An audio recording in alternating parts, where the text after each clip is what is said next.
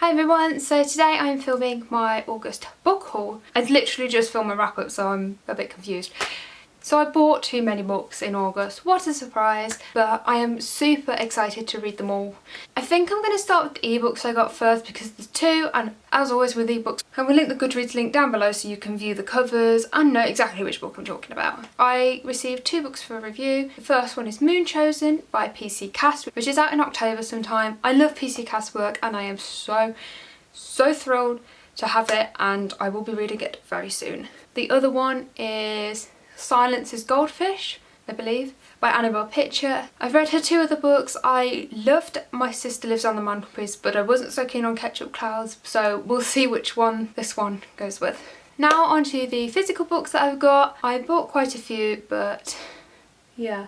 This month I tried to pick more that I haven't heard so much about on BookTube, or I've had recommendations from some uni friends, or just ones that I've seen in the bookshops and wanted to get because I think they sound good. So to start, I bought two Kurt Vonnegut's. Surprise, surprise, I love Vonnegut. You should probably know this by now.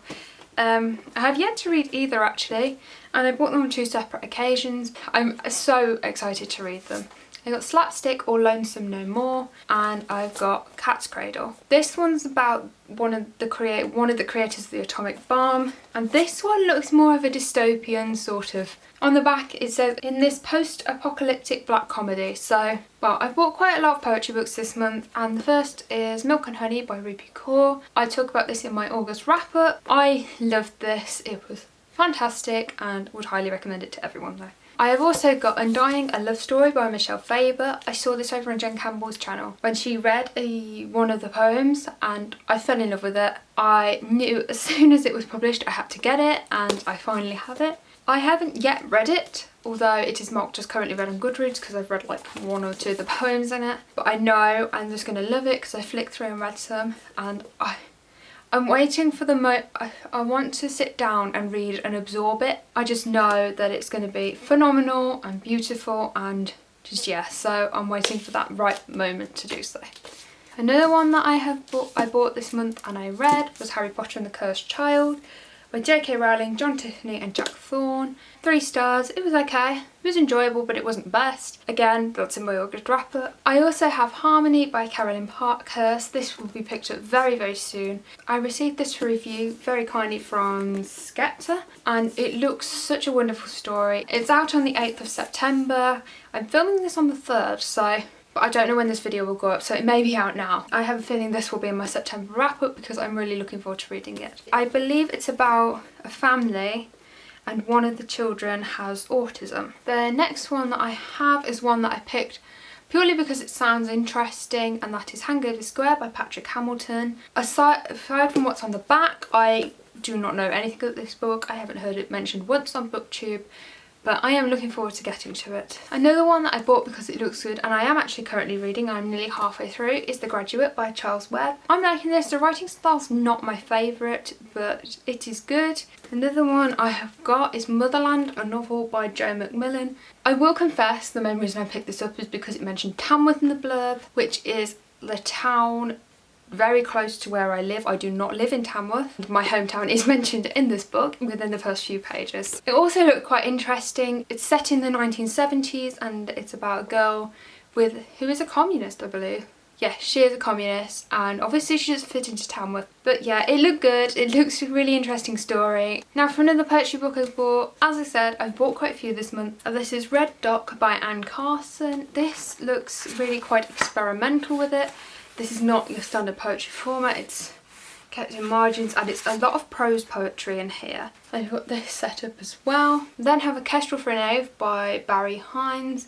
This looks such a sweet story, kind of heartbreaking as well, and I'm really looking forward to getting to this. I have a feeling this might be on my September TBR, to be fair, though I cannot decide what I want to read this month, so I'm just going with I Am China by Xiaolu Guo. I completely butchered that name and I am so sorry. This looked so interesting. I am sort of fascinated with Asian culture. I read In a Land of Paper Gods, and that was about missionaries, but you did get an insight into the Chinese culture at the time, and loved it, and now I want to read loads of books set in China. So if you've got any recommendations, please tell me in the comments because I just want to read them all. And this is set in London, but it is about a translator who is translating Chinese love letters between two Chinese people. It just looks so fascinating, and I cannot wait to get to this. The next one I bought is Home by Toni Morrison. I've heard a lot about this author, how these books are meant to be really good. I'm looking forward to getting to this. It's really short as well, and the writing's quite big, so I think it'll be a really quick, really lovely read. Now for another poetry book, and that is Interference Pattern by J.O. Morgan. This is really short and it's one long poem, but it's got like, I think it's set out in a conversational sort of way, because it says it is a collage of many voices, so they are all different voices. It just looked really unique and fascinating, so that's why I picked it up, because I'm loving poetry that is unique. And now for the final two, I have Moby Dick by Herman Melville. It's really long, but I am loving long books at the moment. They don't intimidate me at all, which I think is a good thing. Although the subject matter of this is quite intimidating, because it's about the sea and sailing and whaling, I believe. For my final one, I can't pronounce either the title or the author, so it is The Good Soldier Svjek by Jaroslav Hasek. Now I know they're both wrong and I do apologise, but this is one of the pocket penguins.